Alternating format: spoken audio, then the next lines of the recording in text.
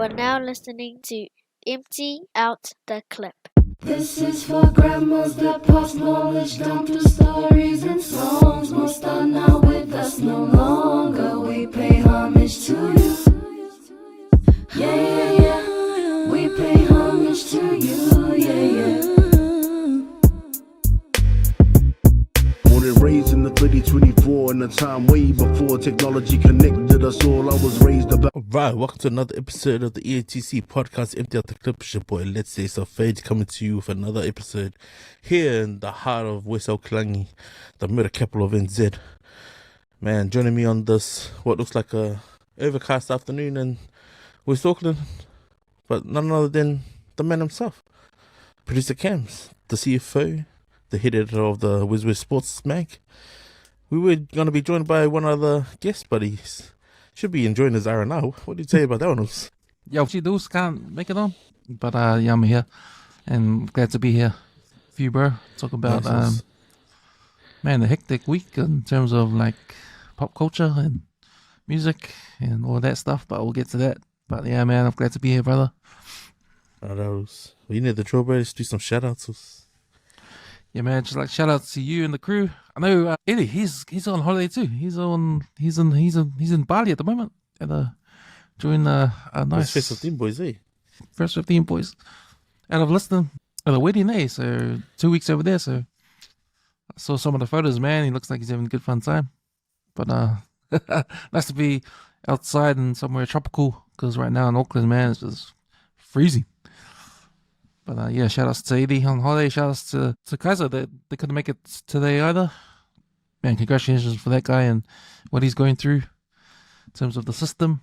But yeah, man, and shout outs to you too, Let's, and you guys for holding it down on the EOTC. Here's those. Man, I got a semi-long list of shout-outs, bro.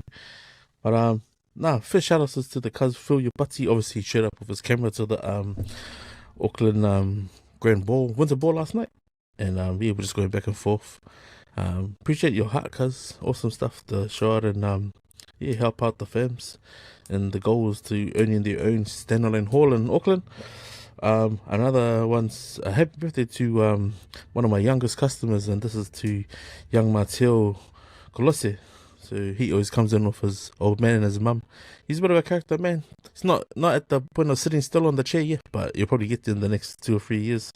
But I hope you had a good day, Bubba.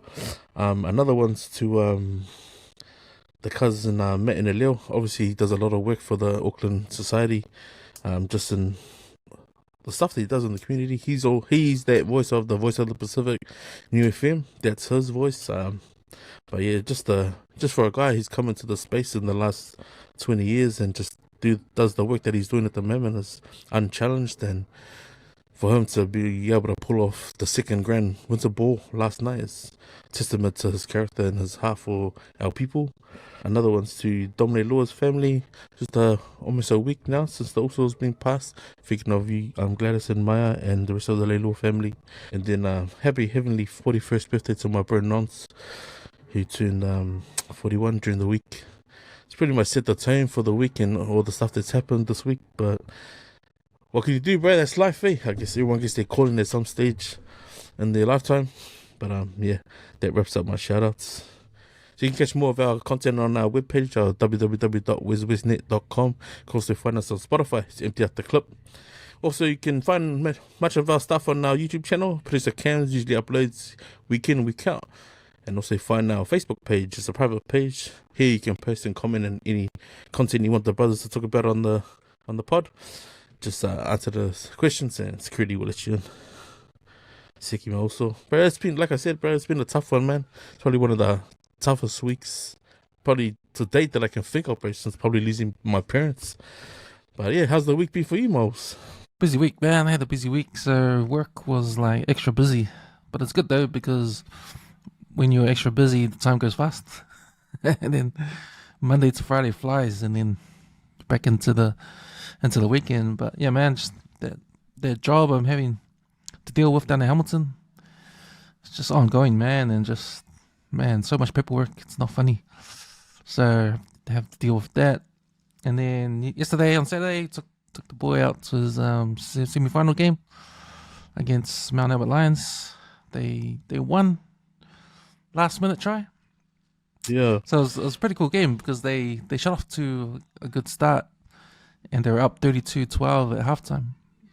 And then Mount Albert Lions they came back and they were just scoring tries, and then they got up to lead the game 34-32 the last 5 minutes to go, so they scored the try.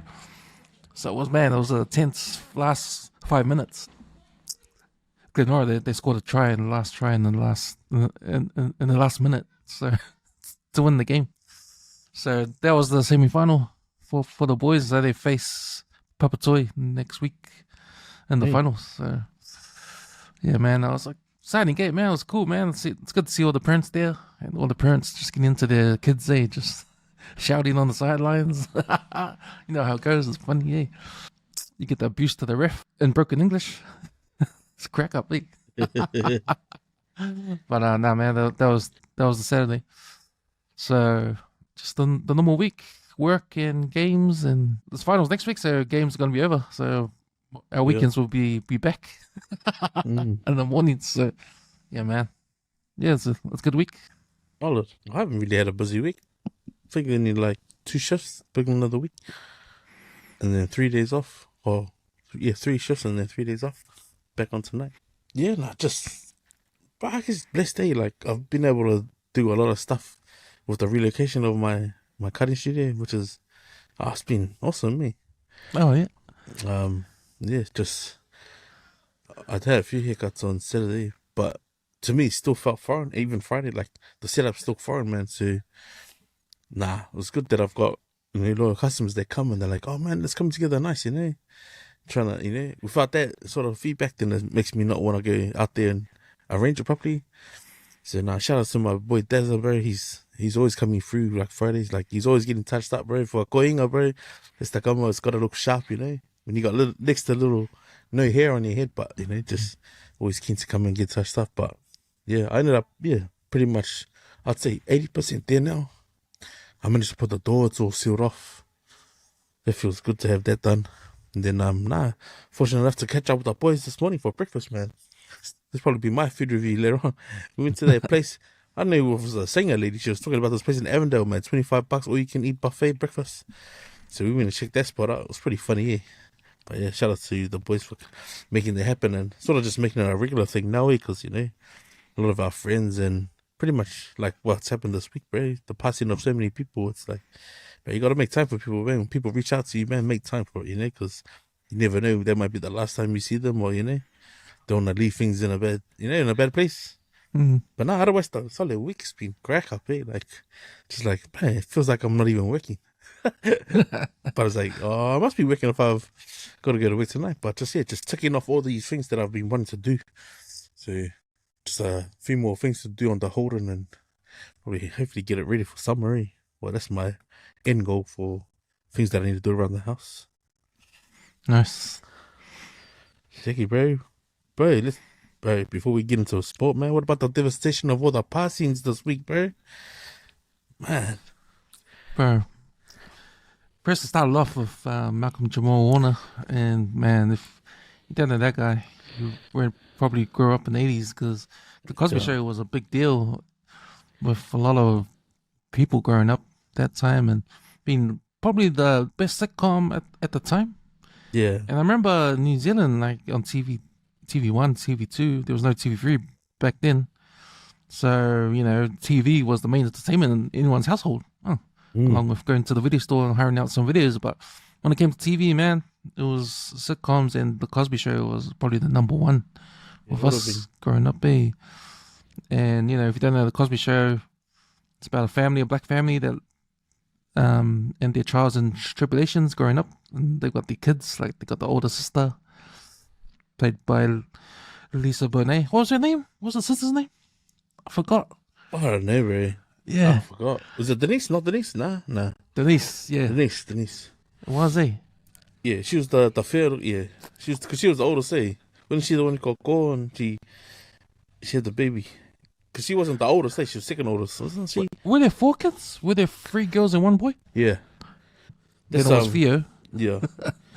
And then it was the small one. What's the younger one? Rudy. He was Rudy. Rudy. Yeah. Yeah. So we're talking about the passing of Malcolm Jamal Warner, and his character is Theo. I think for us guys, like growing up, like he was the teenager who was the young dude in that family, and he's always getting in trouble, and he's getting his life lessons from his dad. But just the way he's like, I can't remember exactly, but I just remember looking up to him as, because my household, I'm the only male.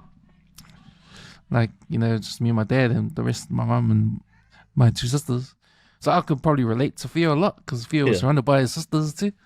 So he'll get in trouble and stuff like that, and he'll get his lessons from his dad. So yeah, I could relate to that watching that program. But man, he was a big part of my childhood, like growing up watching the Cosby Show, and for that character of Theo, like directly relatable to me.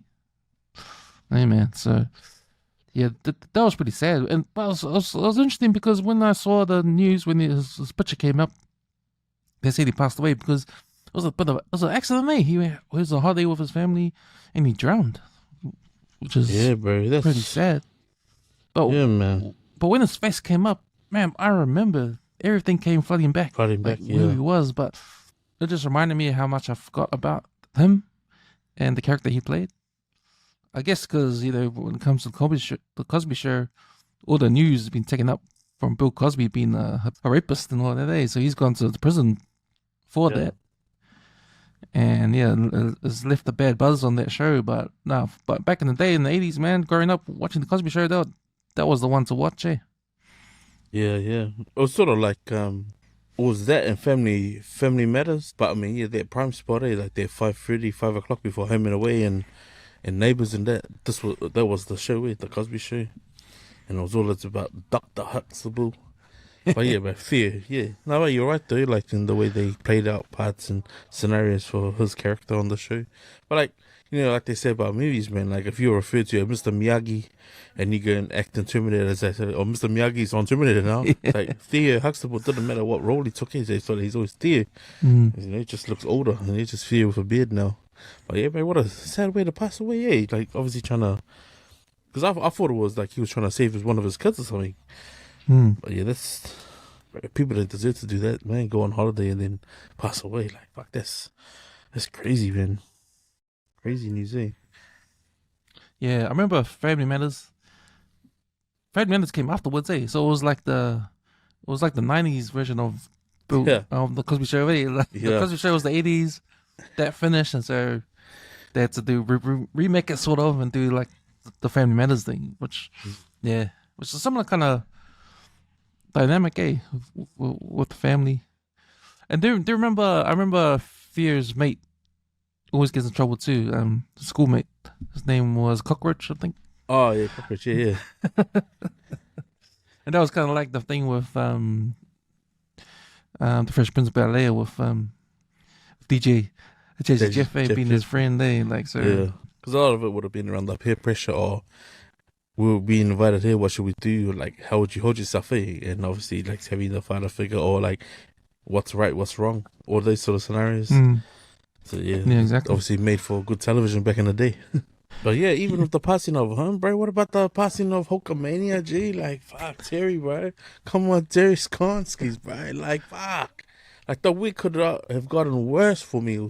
Like, I think it was for me, like, overall, like, the passing of, like, a close friend who passed away.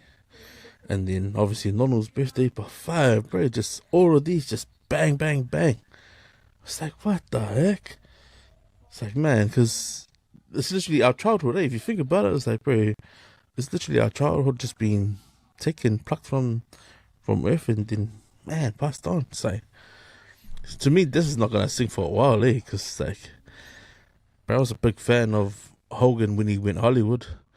Like, I thought that was the man, and like, because I was over the sort of the, theatrics of him and Andre the Giant as a kid, and then his last fight with Warrior. Didn't sort of watch it when he came back to WWE as the reinvented Hulkamania, but yeah, sort of loved him through his WCW reign, because fuck, that changed wrestling and entertainment altogether, man. Like, no rules, zero fucks, NWO. It's like, but that shit's cool, man. And even how they volleyed the belt, like, yeah, it's like, fuck. And I love that he didn't really say much. Like, bro, that's how you should get paid, bro. Work less and get paid billions, man. And like, fuck, he was the man, eh? But yeah, bro, that's so sad. Sad about Hulk Hogan, man. You know how they say bad news comes in threes? Yeah. So yeah, this is the second, the third news that came in the span of a week. So along with Malcolm Jamal Warner and Ozzy Osbourne, but man, when I saw that on social media, death of Hulk Hogan, dies of cardiac arrest, 71 years old. Man, all the memories keep fighting back. Like, well, why is this guy such a popular guy? Like, when you think of Hulk Hogan, you don't think of the Incredible Hulk in the Marvel Universe. You think of, Hulkamania and the Hulkster and WWF. And man, because he was practically my first ever favorite wrestler. And it had to be, because he was the main guy in WWF. He was the champion. He was the main hero.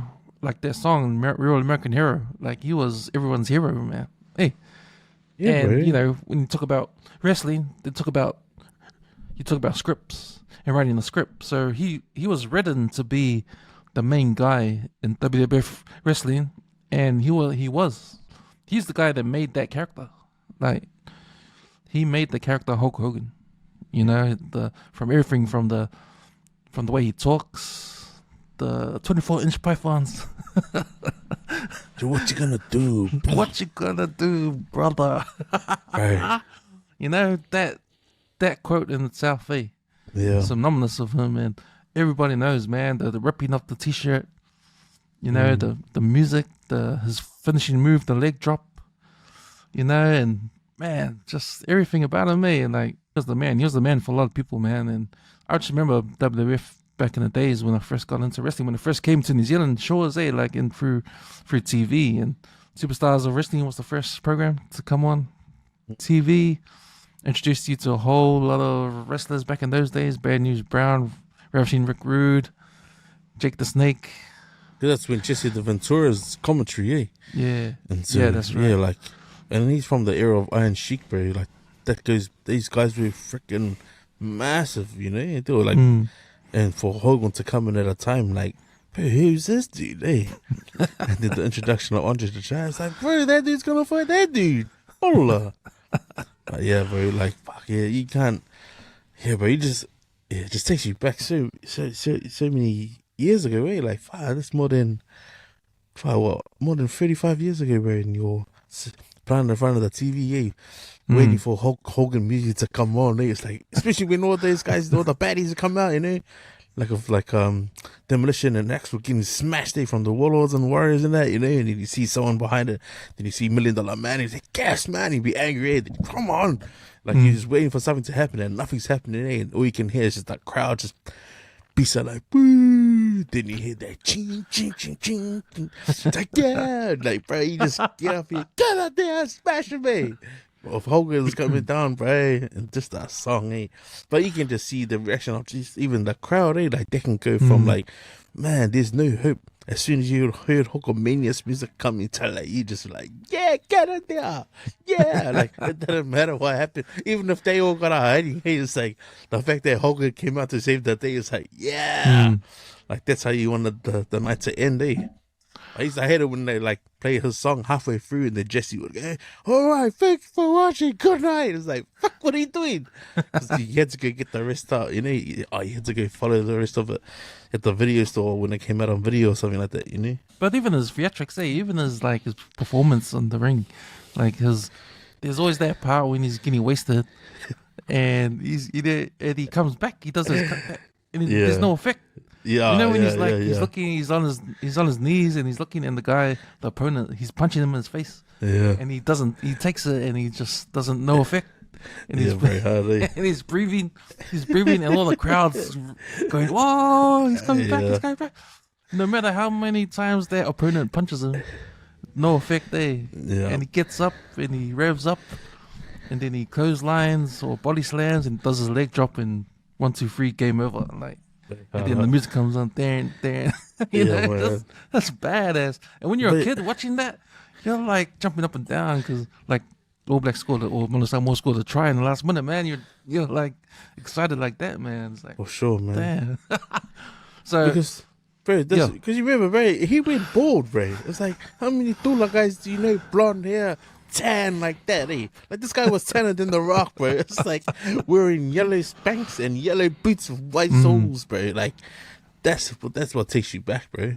It's like, he's the man. So that time back in the 80s, though, I remember SummerSlam 88 when he formed a team with Macho Man, that their Mega Powers. And they were going to go against the Mega Bucks, the $1 Million Man, and who's this? Oh, Andre the Giant, remember? And that was SummerSlam 88, and then man, and then I think it was WrestleMania 4, I think. Well, they separated. When they separated. But I remember going back to the past, like, because this was before he showed up on Rocky. Remember he fought Rocky. Oh, and he smashed Rocky up there. On Rocky 3, he threw about the ring. Yeah. So at that time, because I think when Rocky 3 came out, it was before wrestling came to New Zealand, so I knew that scene, but I didn't really know of him as Hulk Hogan then, right? Yeah. So that was interesting going back to watching Rocky 3 to see him there. But then he makes his own movie too. Remember that old movie he made? It was rubbish, man, but it was I think it's called No Holds Barred. Oh, yes.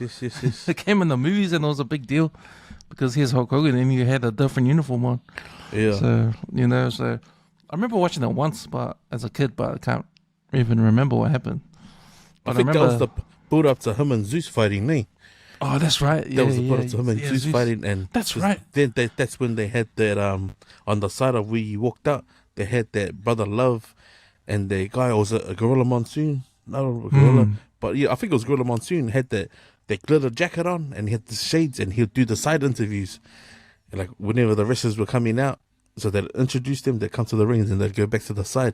And there was some sort of rubbish that happened in between then, because that's when I think it started to show the fall apart of him and Macho Man. And then they said, oh, they got this beast who's going to come in there and kill him. And it was Zeus. And so he made that little movie about it. That's right, yeah. And it's funny because, we talk about like how we see characters show up in other stuff and we know them as the previous character. Like, when like Zeus, it's not Debo, eh? Like, when Debo shows up on Friday, we automatically say, oh, look, Zeus is on the riding the bike, man. Hey, but he was a character that comes out of that. But I forgot. So, does Zeus have a partner? Was Zeus with someone else? A tag team partner? Was he with the $1 Million Man? Yeah, because eventually he partnered up, because that was the fight. Him and Macho Man, they became partners at one point. Yeah, I remember $1 Million Man bought him out. But then, I'm sure that's his partner. That's his partner, isn't it? Macho Man and Zeus versus Brutus the Barber and Brutus the Barber, yeah.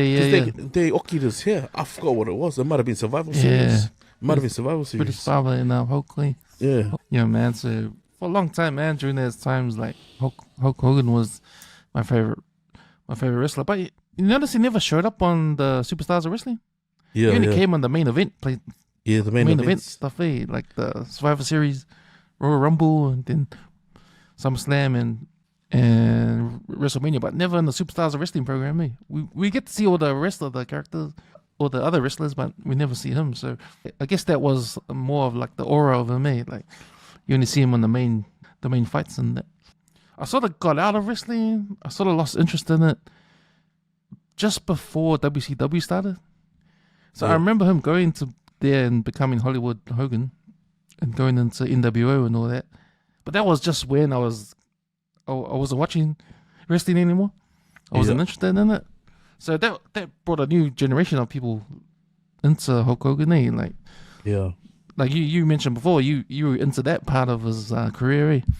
Yeah, well, because it was mostly because the storyline had changed. I think after Brutus the Barber and Hulk Hogan had beaten Zeus and Macho Man, and Macho Man had left. He had left, so there was no other tag teams to sort of beat, and that pretty much gave was it Warlord and Barbarian their flowers because they became the heavyweight, or is the Legion of Doom. Those guys became the tag team champions, and so when Hogan loses to Warrior, what else is there to play? And yeah, they pretty much were showing the door, like there was no other storylines of Hulk Hogan. But I remember his last Survival Series, I think it was Survival Series 9, where he fights Gonzalez and or was it Undertaker? But yeah, it's just those because you got older, and it's like stink. Like the storylines aren't catchy. Like they're not even worth watching anymore, And then you watch the Survivor Series, WrestleMania, it's like that wasn't even all that. So when he bro, he turned the corner and went all bad, bro, that was cool, bro. That made you want to buy back into it, bro. And you can just tell the cultural impact it had, bro, because guys around school were writing NWA all over their books and stuff, bro. Like, that's all you ever saw in high school. And that's in high school, bro. So going from primary to high school, there's that big gap. Because remember, in between that, the Attitude Era is Stone Cold and The Rock and that, The Nation of Domination, Shawn Michaels, Triple X and that. So for Hogan to own that in that space, bro, it was cool, man. And it was cool how they had all the secky guys in WCW, like with the mean bodies, just doing whatever the fuck they want. It wasn't about wrestling, it was literally just taking over the show, which was pretty cool. And that was the whole Scott Hall and Kevin Nash, the man. NWO That's when stuff. they're doing their fingers and you'd hear the music too. The doom, doom, doom, doom. Or even when Hollywood came out and he played the he'll be holding his belt with NWA tagged over it, playing it like a kikala. It's like, fuck, this guy's the man. But yeah, like when he changed that, when he changed into that sort of character, you couldn't hear the rest of the Hulkamania music anymore because he had really owned the character. Like that was him, bro. I remember when WrestleMania 6 came along and the main event was Ultimate Warrior versus Hulk Hogan. Ultimate Warrior had the Intercontinental Championship belt and Hulk Hogan had the championship belt, the World Championship belt. And he lost, man. He lost. Yeah. I remember being so disappointed. First, I was kind of upset that Ultimate Warrior was going to fight Hulk Hogan in the first place because these are two, they're not bad guys, It was just for the attraction. Because you normally get a good guy and a heel always battle each other, but this was not the case for WrestleMania 6. It was just two guys that are on the good side, right? But it was just about, like, who's better. Because Ultimate Warrior is getting a name for himself, when he comes in during the time. And, man, he was the man, A lot of people love Ultimate Warrior, too, because of his physique. And just how crazy it was. Comes in, he runs straight in, does the job, and runs straight out. Well, because remember, that was on the back of him and Rick Rude, It was always the Warrior and Rick Rude, but then it's like when that storyline got stale, and like he was the best, and who else is there to fight, And obviously when Hulk Hogan had beaten the Giant, it's like, oh, who else is there to fight, right? And just, why not the champs go at it? But yeah, you're right, man. It was like, nah, bro, this can't be real, bro. They're gonna fight each other and die, silly. In my head, I was like, fuck yeah, what's Ultimate Warrior's gonna get a hiding, man. He's gonna get a hiding. Bro, then when he got disappointed at the end there, bro, I literally was to gung you, man. Yeah, man. That's not true, bro. No way. When Hulk Hogan, bro, he got up, was shaking up the punches, did his leg drop, bro, and he missed. Charlie, what do you mean? Nah, bro, I didn't want to believe that shit, bro. Yeah, man. And I remember the scene when, because WrestleMania 6, that's when they come in those trolleys, They come down the aisle in those trolleys. So he was going away in this trolley.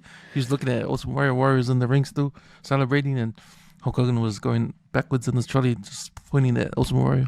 Yeah, still in character. Like, you great, man. But yeah, bro, that's what made the hand pointing. He made the hand pointing big, bro. Like, you're gonna sell it, Like, what? I think The Rock said it in one of his quotes, but it's like when you sell the house, it's like you get everyone to buy into what you're doing, But bro, he literally bought everyone in with his finger pointing, shaking like do the head, and you wait. Fuck. That's where all our island parents got it from. But you wait to get home when you see that shit. You see like Hulk Hogan like that to you. It's like, oh no, gonna get the leg drop to the Forearm to the head. But you know, when you think about the character of Hulk Hogan, right? You think about the script writers, right? Like Hulk Hogan he invented himself, right? He invented this character. He invented his language, the way he presents himself, the gimmicks he has. It's all good, man. It's all good. But then it's the story writing that makes him into the pop culture item he is now, eh? The storylines, like, you can't write it any better. Like, to body slam Andre the Giant, you know, WrestleMania 3. Yeah. It's like, whoa. It's like, for the longest time, can anyone, other wrestler do that? You know? And as a kid, you're wondering, wow, he actually body slammed Andre the Giant.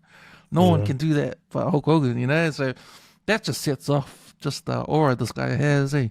Yeah. And that's why we love this guy, eh, when it's kids, because, man, he's the number one guy. You know, he's the hero. Whatever storylines that take him to WrestleMania, it gets resolved at the end of that, and he wins at the end, eh? And so it's all good. So, man, the biggest impact, man, for me as a kid, watching this guy, man, yeah, I admit, like, I stopped watching it before he shot off to WCW, and, you know, I remember the stuff after that, like, he goes into sort of reality TV, eh? He gets into reality TV later in his life with his family. His family's in there.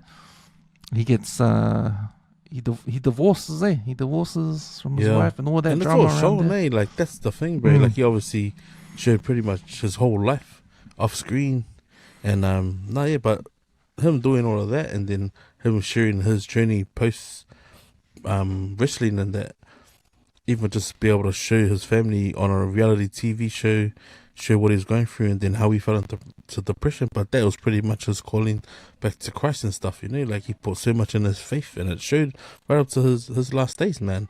And that's just almost like a reinvent of himself, eh? Because he could never picture, like, say for example, if I started podcasting without a cap on, you probably, you know, viewers and other people be like, oh, that's not Leti.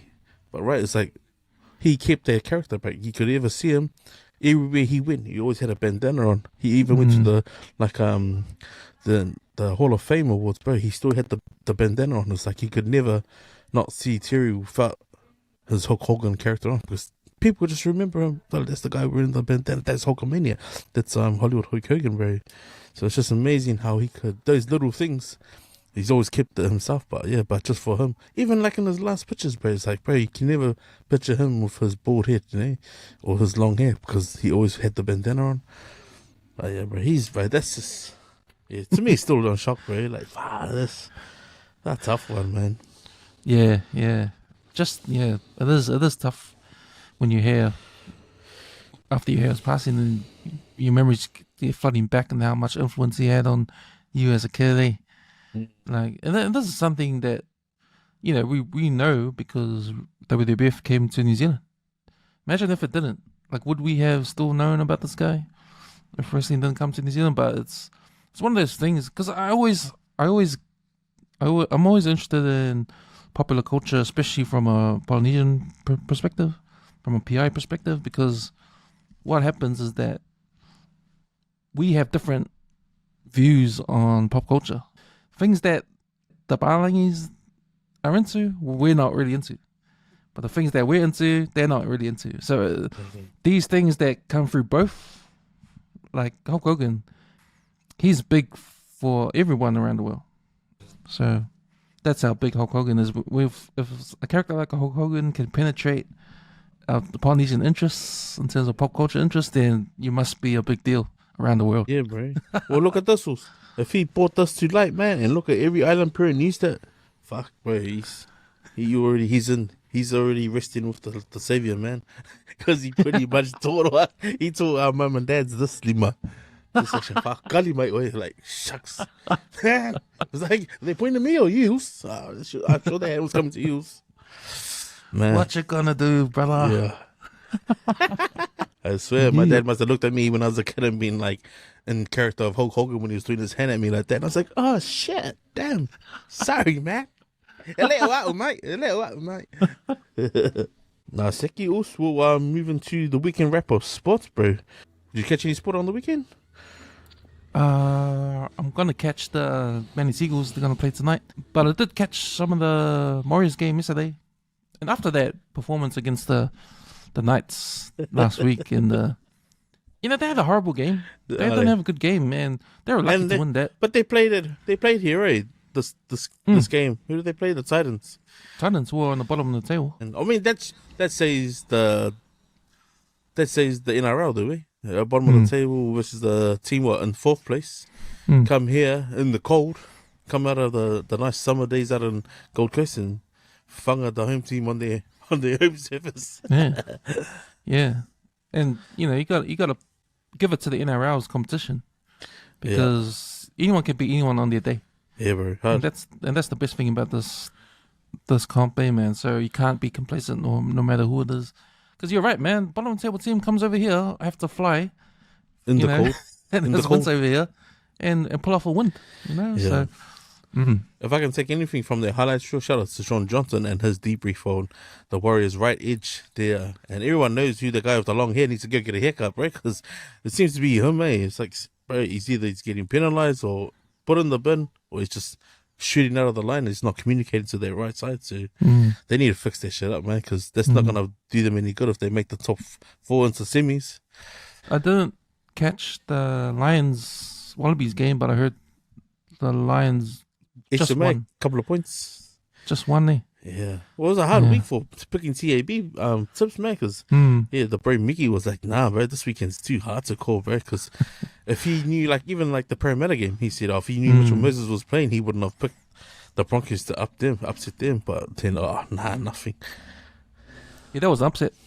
Yeah. The Broncos losing that game there. So that's good for the Warriors because they lost, so I think they're still keeps them in the top 4, eh? 4 points ahead. Yeah. Of the Broncos, but the Melbourne Storm almost lost. That was a surprising one. If the Melbourne Storm had lost and Warriors had won, the Warriors would be 3rd place right now. But the Storm struggled to win, but they did win at the end. That was a good win for them. So yeah, man, that was a week. If you're betting on the NRL, man, it's another good week to bet on the favorites because I think you're gonna get at least one upset every week in NRL, so you got to pick that upset there, man. Even like I mentioned, the Storm, they played the Roosters at Sydney, so it was a tough game, but yeah, Storm pulled through at the end. And the Sharks, they beat Souths, eh? It was the Souths beat Souths. Yeah, ugly game, I heard.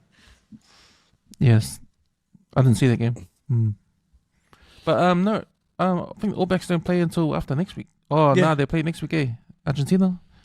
Because I know Wallabies have one more game with Lions and then straight into the Rugby Championship. Did you catch that game? Was it during the week? Was it a during the week game? The Totai Kepu's team that played the Lions? The Pacifica team. Yeah. Nah, I missed that one. Yeah, was it even shown on Sky? Because I was trying to find results. I just saw full time. I didn't even know it was on. I saw on the social media the game finished. Yeah. I was like, oh shit. But it looked like they had a lot of good ring-ins, eh? The Totai Kefu's team. I think it was like 5 or 6 Fijian players, and then the rest from other international teams. It was pretty crazy. But yeah, there wasn't much in sport unless you're watching NRL. Yeah, I know NPC starts next week, eh? Okay, yeah.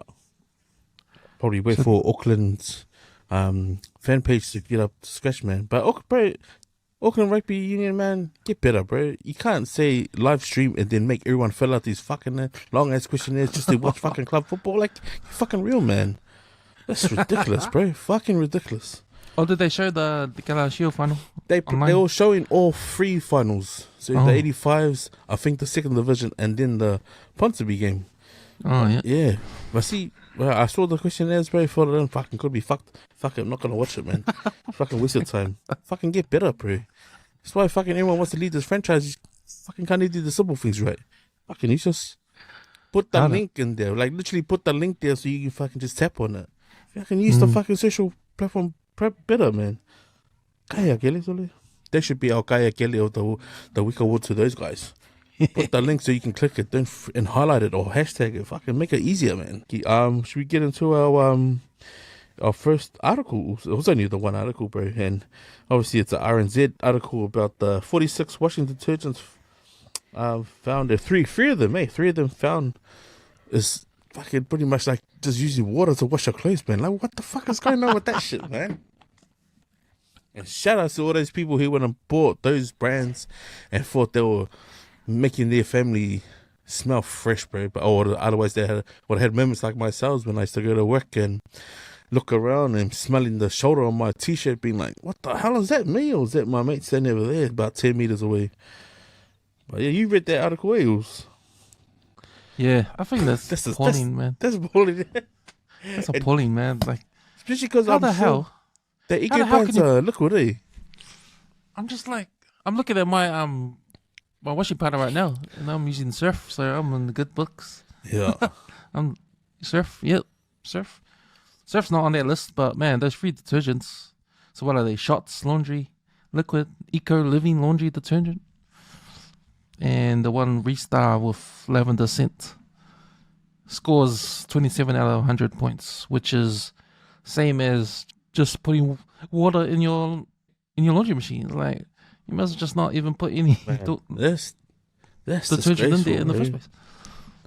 I mean, man, how did this get through the cracks? How did this get through the tests and everything with our stuff that's in the supermarkets? You know, if you think about what this is, right? It's chemicals. Yeah, you can't eat it, you'll die, right? Kids can't eat this, babies can't eat this, they'll die. So what? You need the safety precautions stuff. You need warnings. How you get those warnings? You need to do the tests and all that to get approval to put them on the shelves and have those warning stickers and all that. It goes through a process, right? Did someone forget to go through the process of if it actually washes the clothes? Did someone forget to go through that process? Because I don't know how these three products go through all that and get tested afterwards and be deemed, you know what, you may as well just not put any laundry detergent in there with these free products. Like, that's stupid, man. Like, what the hell, man? It makes you wonder if it was a gluten-free person who changed careers and went from PD development of food into this sort of industry. Because it makes you wonder, did they bring out the offals and put it in their mouth to be like, oh no, they won't get diarrhea from wearing their clothes. But yeah, that's shocking, bro. That is shocking. And the fact that, how long would these guys have been trading like that before someone actually caught a wind of it? Or whether they had isolated the batches and when they were made and from what, you know, what duration of time did they actually catch it? Because, like, if this report didn't come out, fucking people would still be buying their shit and just washing their clothes just with fucking water. Like, oh. Even if you look at the picture of the shots in the bottle, like, look the bottle. You got the advertise. You got the label. You got the colors. You got the design. You got everything there for nothing inside. Like, this is water. Damn, we're getting duped. Yeah. You know, like the person making this, thinking, man, these idiots gonna pay me for nothing, pay us for nothing. Or was it one of those? Oh, we need some new product development in our inventory of staff. So how about we just go interview?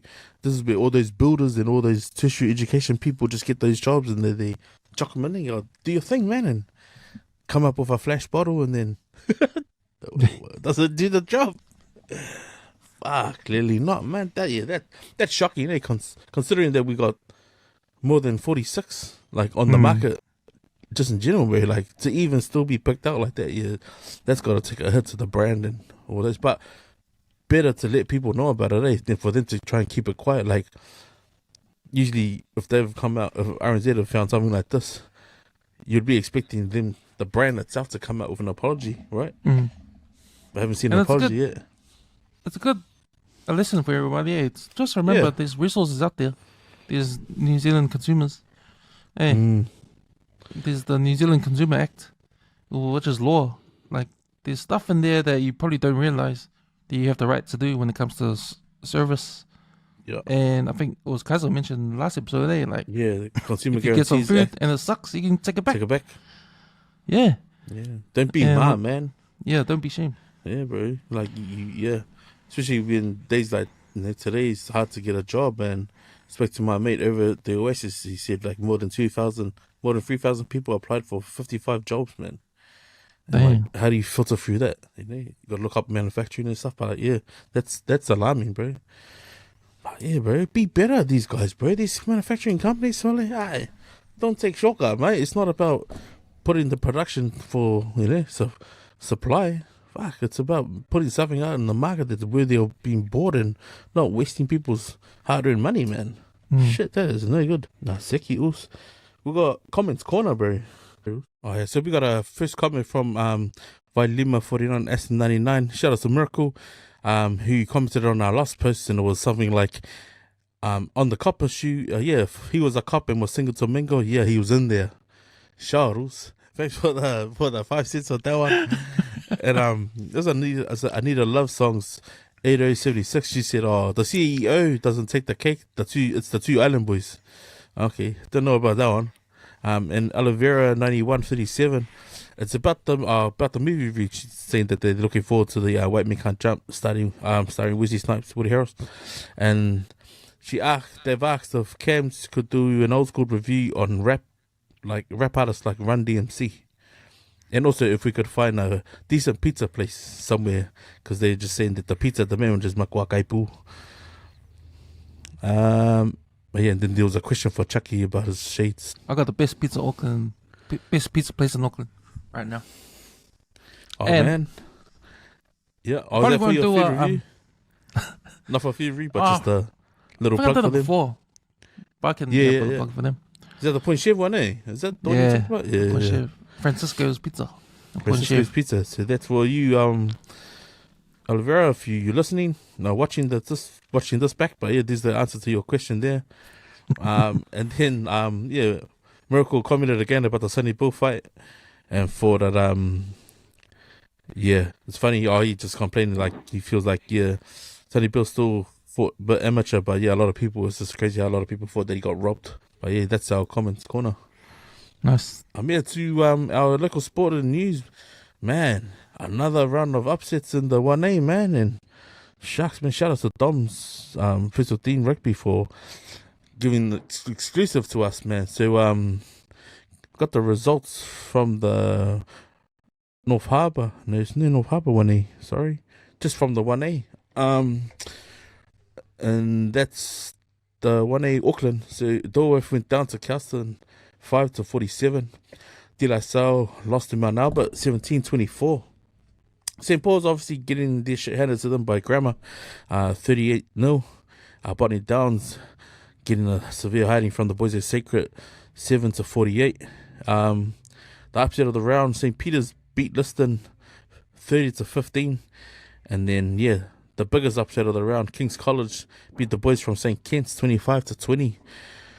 So yeah, that's coming up into round 11, and before the semi-finals, which is the 9th of August, things have indeed starting to heat up. The top 4 places, St. Kitts, Kings, and Auckland Grammar have now moved to 3rd place, or 4th, and Sacred Heart 3rd place. So Kelston and Liston are now 5th and 6th, St. Peter's and 7th. So yeah, just after the weekend's games, that's really pretty much changed the dynamics of the 1A comp. So that's why it's vital to win those bonus points and that margin. Well, yeah, 4 tries plus is always a big one in the 1A.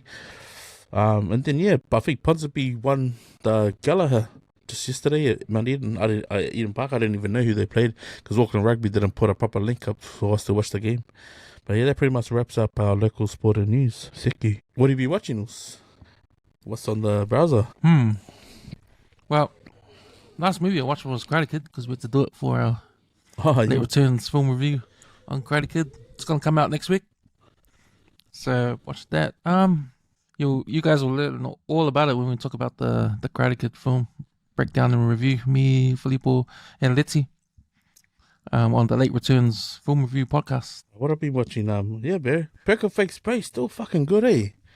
Shit, man. Just when you feel like you've seen every sort of different angle that the producers and directors could cut, but they just fucking keep changing the just the angles, eh? It's just how they just how the episodes unfold. Like, nah, yeah, that's still go to watch, man. I have been watching with my daughters. The Summer I Turned Pretty season 2, I think. Season 2 or season 3? Season 2.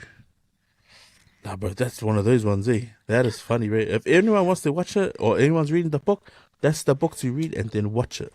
So I'll be watching it with my girls, bro, and I keep telling them, mate, because this is the first time I think Netflix has dropped a series where it's just week to week for something like this. Because usually, the first two seasons, first season, they just dropped a whole lot, and then you got caught up on watching it. So it's like, nah.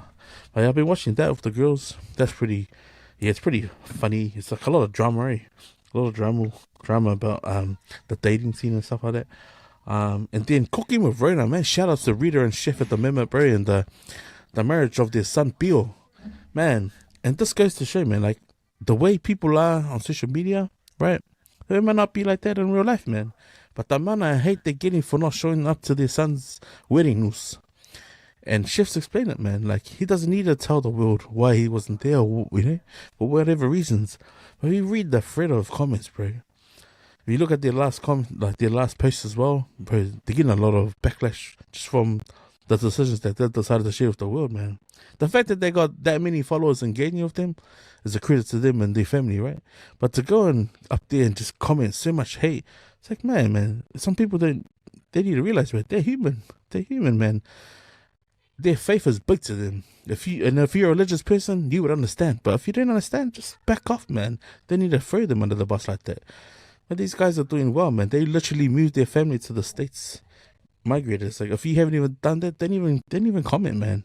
Just leave them alone, bro. Right about now, they just need a bit of love. You know, Chef's not in the best place with his health. But yeah, I just thought, bro, some people are just vicious, man. Get a life, bro. If you don't know what's that, what's the Bully family from out West Auckland, bro? They're always eating food. Maybe that's your avenue of how you want to hate on people. Hate on the man they eat, man, because, bro, they're always eating like kings, man. But yeah, don't hate on Ren and Chef, bro. They're going through a lot, man. But yeah, I just thought, like, bro, people need to be a lot more, you know, filtered on the comments, man. But otherwise, nah, that's what I've been watching, Oos. And just a whole lot of reels on and listening to Fiji's music this past week, Oos. But yeah, that leads into our memory lane, Oos. And that's obviously with the passing of Ozzy Osbourne and Fiji Veikoso, man. You got any memories of watching the Osbournes, Oos? Did you ever watch it? It's funny because growing up, I knew who Black Sabbath was without knowing who the singers were and all that. I just knew they were a heavy metal band or rock band. And it's funny because all I know about them is because all the white guys at high school always drew the Black Sabbath logo on their bags and that. So that's the only way I knew. Didn't really know Ozzy Osbourne. I knew the name Ozzy Osbourne was going around in magazines and all that kind of stuff, but that was I never listened to any Black Sabbath songs or anything like that. It was only until the Osbournes came out, the reality TV show, that I sort of got to know who Ozzy Osbourne was. And by that time, he was an old man. He looked like an old man. Yeah. But he was kind of slow on the show, and that was due to all the alcohol and drugs he took over the years, being in the band and touring and all that kind of stuff. So, real rock star. But that was the program that really put his wife on the map too. Yeah. So, yeah, that's my history with him, with Ozzy Osbourne. But no, man, just the way he is how he's slow, and then it's funny because every time you get to see something like that, then you go back and listen to more of his music, and then you recognize more of the sound in his music and that. So, yeah, I think this guy is a big star in terms of the rock fans who love his music. But I think the reality TV show just blew him up to the rest of the world. People not into rock music that know who he is now, and his wife and the kids, and because that reality TV show, that was a big hit, when it came out. No, it was, bro. I think, it made me, I was telling my daughter, it made me a big fan of hers, like, it just, her patience, right? And, like, I think if you think about a marriage, that's what it shows, that's what you gotta have, bro. You gotta have patience, like, bro, when a lot of the pods, because I think Jack's got a podcast here, and he's obviously asked his parents questions about them, and then how it's all come out, like, just all the stuff that Ozzy's done over his life, and all the shit that he obviously got up to while he was at his home, bro.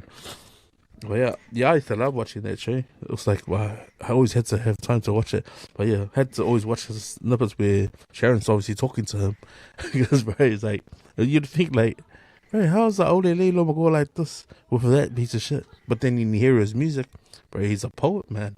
Government's got a way of words, man, especially putting that into a heavy metal rock group, and to play it the way it's being played. Like, he did a show like less than 2 weeks ago, and his last song was that "Mama, I'm Coming Home." Like, who would have scripted that he was gonna pass away this close to when he did that last gig, man? Like, fuck, it's amazing, bro. But yeah, it shows the power of music, I guess, eh? And just bro, like the inside of like a musician's life. And obviously, he was never shy about not saying what he got up to, bro, because he was like, bro, I was coked out of my fucking head, man, fucking drinking shit like you would fucking couldn't even shit my shit fucking for a week or two because I was too coked out, man. I was scared of eating something, you know, putting it in my mouth, man. Like, fuck, that's why I fucking lost my shit, man, you know. But there's a funny meme that's out there on social media right now, and it's a picture of Ozzy Osbourne and a picture of Hulk Hogan side by side. And on Ozzy Osbourne's side, the caption goes, drugs and alcohol for 76 years. And then on Hulk Hogan's side, in the gym for 71 years. Hey, straight up, hey. I think Hulk Hogan's skin was probably better than all of ours, all ours on the WesWes network, man. It's the 70s. Now, what about George Veikoso? How did you take that news? Bro, you know what? I was thinking about this, and I was thinking about his legacy, man. And I was thinking about this. If UB40 were Pacific Islanders, it would be Fiji. And that's testament to the impact his music has had on us. Because, man, everyone loves UB40. We love UB40. But Fiji's music, man, it's up there. It's up there with iconic sounds that are in your playlist or at your drink ups, or you know, any Islander event, like any social event, man, bands play it, you know, DJs play it, 21st, or you know, anything. You're always gonna hear a Fiji song, and you're gonna hear the bangers, man. You know, and I just remember not so much his really first album, but the second album, I don't know, the album. Born and Raised Day. Born and Raised album, that one. Orange with the yeah, that one. Man, and that was the time when I was, man, those songs, man, were banging into my high school days and into my uni days, like at all the parties, man. Yeah.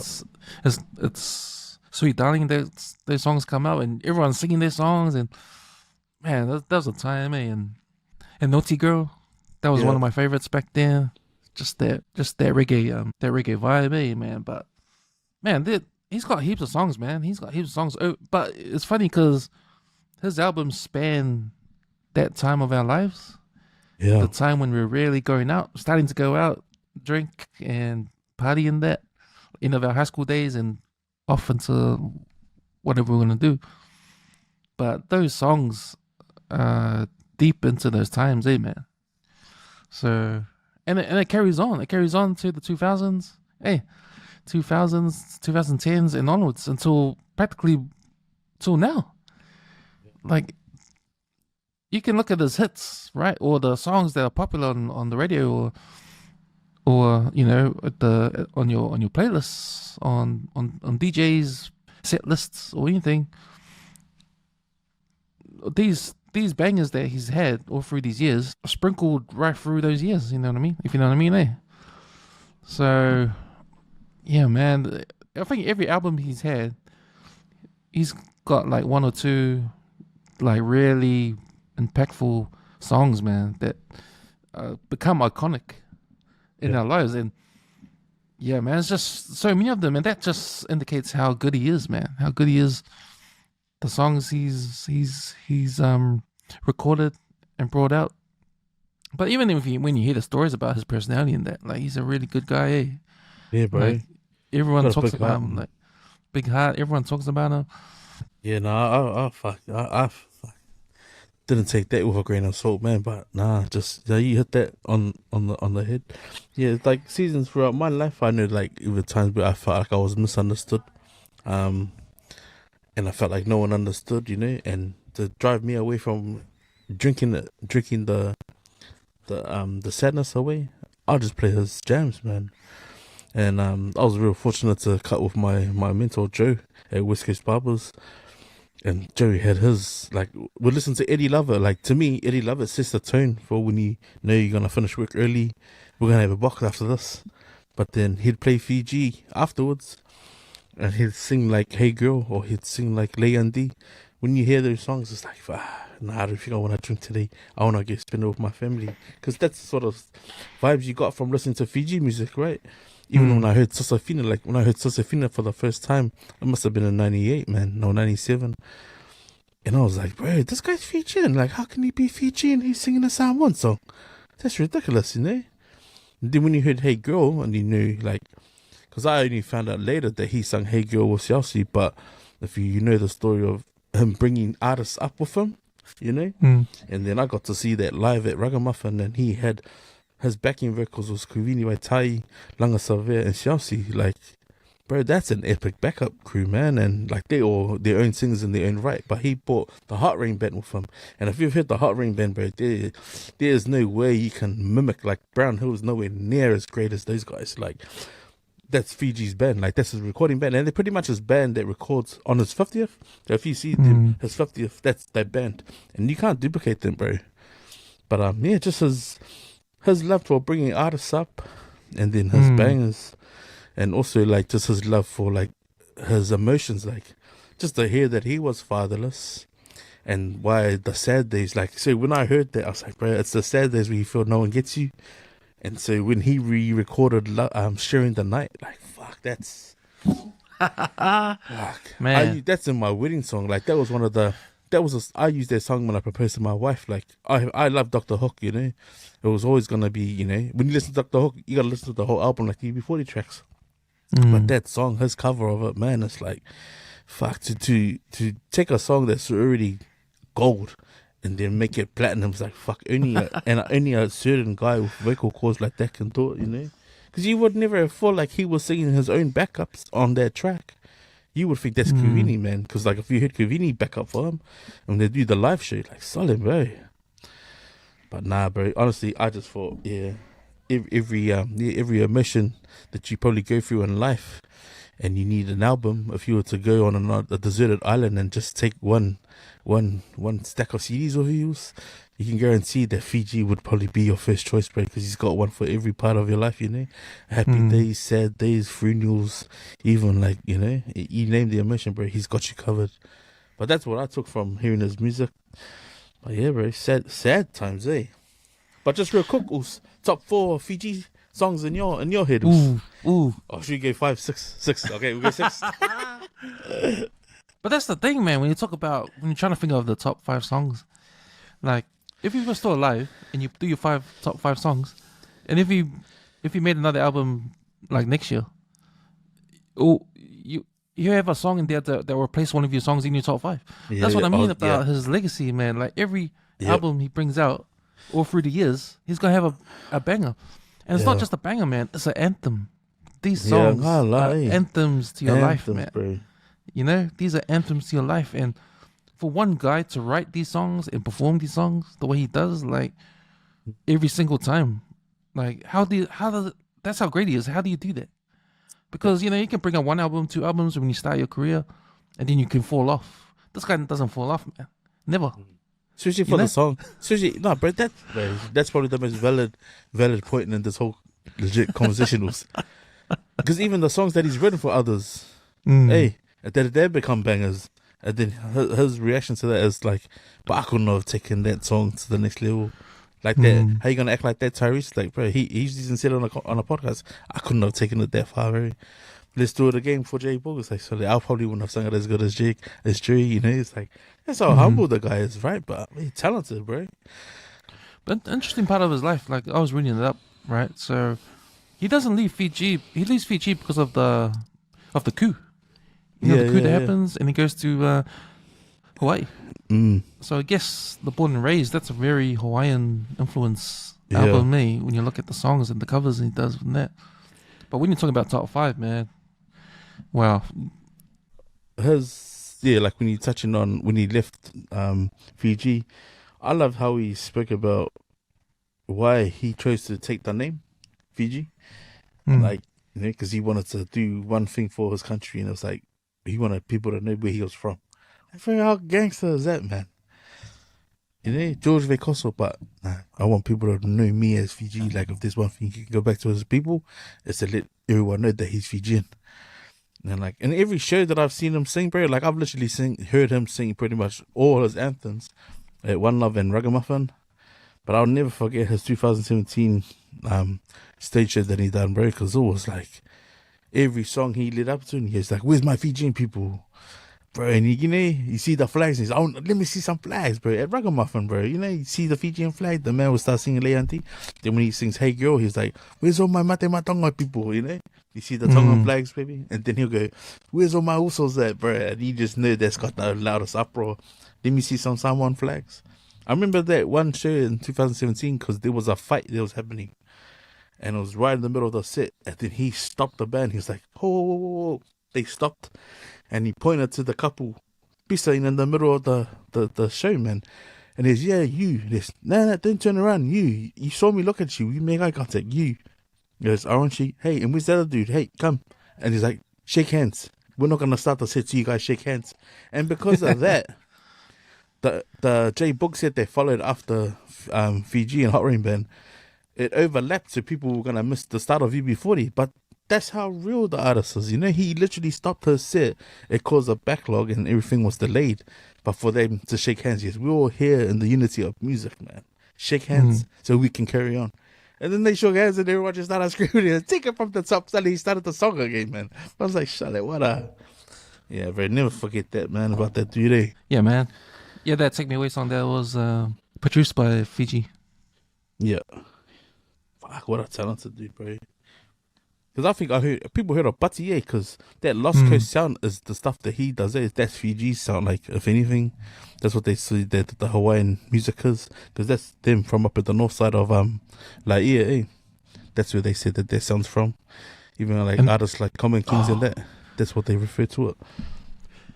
Okay, here's my top 5. Because, man, I'm just remembering them. Because that song, La Year Boy, that's one of my favorites. Yeah, bro, that was also Dom's favorite, man. Whenever we do like sundown things, the man playing jamming that song in his car hard out, eh? Yeah, bro, La Year Boys, bro. Eh? But yeah, go.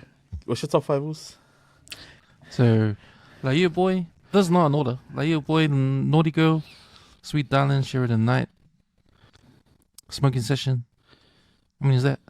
5. That was fast. Oh, yeah, that was fast. Those are anthems. That's what I mean. Yeah, like, the anthems. You know when these songs come out, like, yeah, man, it just takes you to wherever you remembered it. And that's not just for me, for a lot of people. I'm gonna go a different route, bro. I'm gonna go because they hit the heart and they reminisce. It's probably not my favorite all time because I couldn't choose a top 5, but mine would be the Tangwalanga, Solomona. Like when I heard that, bro, from him, I was like, "Fuck, that's gangster." Anything, probably definitely Sharing the Night. And then Baby Did You Know? I first heard that in Hawaii for my anniversary with my wife, bro. And when I heard it, the Usos was driving us around. I was like, "Hey, brother, what song is this?" And we listened to it so many times, bro. When I came in, I was like, cooked it down later. Yeah, and then probably Hey Girl, Hey Girl, especially because my bro Dongy used to sing it in the barbershop, and it was just beautiful to hear a dude this guy was Tula as well, man. Guy Tula with a bandana singing this word for word, while we're doing a haircut. It's like, it's almost awkward, but it's beautiful to hear someone singing their native tongue, especially from that guy, man, from Fiji. But yeah, that would be my top 5 off the top of my head. I gotta put Josephine in there somewhere too. Oh yeah. That's when you're already cut at that moment when you start singing that song. Or the hardest someone you ever say in your whole day, and then you hear that song, and then next minute, yeah. Zeki, bro. You got a food review as well? Yes. So yesterday before the game, I had to drop the boy off like an hour before the game started, so I had to hour to kill, and I was in Mount Albert, so went to check out that barbecue place in Grey Lynn. Now it got changed over hands. So it used to be Cole's Barbecue. Now it's called Smoke or something like that. And yeah, man, I went to try it out because I haven't been there since it was Cole's. See if the brisket was still good. So I went there. It's still good, man. Don't know about the service though. they were slow bringing out the drink. Because when you order a drink, see, Yeah. it'd be good to get the drink first. While you wait. Especially if it's like a beer, a nice cold beer. So didn't get that for another half an hour. But anyway, ordered the brisket and vegetables on the side. And yeah, I want to say that the brisket, man, was as good as ever, man. It was as good as ever. And with brisket, especially slow and slow barbecue American style, you gotta get it right, man. Otherwise, it's gonna be dry or won't taste good and a waste of your money because it is expensive. But this one was juicy as, man. It was perfect. It was only pity that it was only 150 grams. But it was good. And the vegetables were good too. So yeah, man. Out of all the barbecue joints in Auckland, I'll give it 4.5 out of 5. Oh, that's pretty good. Because of the bad service, they lose the half a point. But yeah, it's not the most cost efficient food, eh? So yeah, like if you were to add another brisket or another thing on, it'll cost you quite a bit.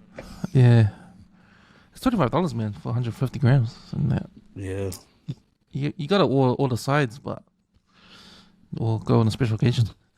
But I just wanted to check it out, see if it's still the quality was still the same since it changed over, and it is. So that's good to know. So that's what's the place called? Let me just find it. Smoking Shack, low and slow barbecue, Grayling. meals. Went for breakfast with the boys this morning, and shout outs to Mickey, bro, because he obviously follows a lot of TikTokers with their food places to go try out. We finally checked out this place called Mitten Drin that's in Avondale on Westbank Road. The place has got the $24.99 or $24.95 breakfast, or you can eat buffet from 9 to 11 Saturdays and Sundays. Yeah, bro. Talk about make it worth your money. So me and Mickey must have had like 2 big plates and then a shitload of cold breakfast, but instead of oats, I think he got like yogurt and fruit, and then I got these yogurt tarts with like what seems like chia seeds, and it almost looks like sago in the yogurt, but I had like 4 of them. So the way I figured it out, if you're gonna eat for $24.95 or $25 for example, 1 plate would be $10. So if you get 2 plates, that's about $20, right? And if it costs 50 cents for those little glasses of yogurt and chia seeds, 50 cents each, I've had about 4, so I was about $3 short. But mind you, they had a coffee espresso machine, and they had water there and juice. So the fact that I had like 3 cups of juice and 3 waters, I probably got $25 worth of food. Overall, apart from the potato tops, which they refer to as hash browns being cold, Mickey said that the eggs and that could have been a bit hotter, but he just said overall, like for what you can eat in that time, $25 is probably worth it. I didn't have a coffee. A couple of the boys, I think Leah had a black coffee, and he got an apple juice. I forgot I had the apple juice, man. I had like 2 cups. But this place is quite nice. It's nice and warm. We got an outdoor table or outer table, which was in sort of like a sunroom. We're talking quite loud. It was alright, but overall, I'll probably give it like maybe a 3 out of 5 stars. The food could have been hotter, but they did have like little danishes, sweet danishes, and like what they called like little buns. They were like little pastries, something close to like a croissant, but there's a different sort of texture to the pastry. And then the sausage, it is pretty basic. It is like a basic Westie breakfast, just at a smorgasbord sort of style, you know. There's different cuts of toast that you can put on as well. Different, maybe like 3 or 4 different toasts that you can toast. But yeah, I'll give it a 3.5, bro. Was it worth the time? 2 hours is pushing it, especially when you're trying to eat fast. But no, it was nice. I don't know, when you got good company, bro, you can't complain, you know. But yeah, that's that Mitten Drin place in Avondale. Nice. Seki, bro. They pretty much wraps up the the episode, man. We're probably another 2 away from 200. So, yeah, man, if you're not on the draw, man, get in our draw, our shoe giveaway that we're giving away for our 200. That's in association with City Shoes. It's a easy draw to enter, man. All you got to do is find the post, the picture of the Chucks and the Tims, comment at WesWes Network or at Leti Fades and tag someone in your post, man, and make sure to like their page, give them a follow. But yeah, bro, let's do some final words. Yo, man, what a week, eh? What a week in pop culture. You know, the death of these 4 icons, you know, and, yeah, man, especially Fiji, man, just what he's done for the Pacific Island community through his music and his career, man, just a generation, eh? You know, just sad to see him go. But, man, it's funny because I've been playing his music ever since, eh? Yeah, in the background. So, been continuing to do that. I think he's had easily over 1 million downloads on Spotify. Yeah, easy. And I guess with this news, man, his stats will be shooting up there in the Spotify downloads. But yeah, man, just condolences to his family and, man, just as a fan, man, just losing a good one there. And yeah, man, it's just a sad week. But I'm glad to come on here and share my thoughts with you and everyone else that listens in to Empty Out the Clip. Thanks. My last words, just shortly, just wanted to acknowledge my cousin Matt and Leo for the work that the guys doing, man. It's like unmatched, in my opinion, at the moment. The heart you have for our people, our culture is awesome, cuz. Many blessings to you and also to the people that travelled from outside of Auckland to show face at the Tokelau Winter Ball last night.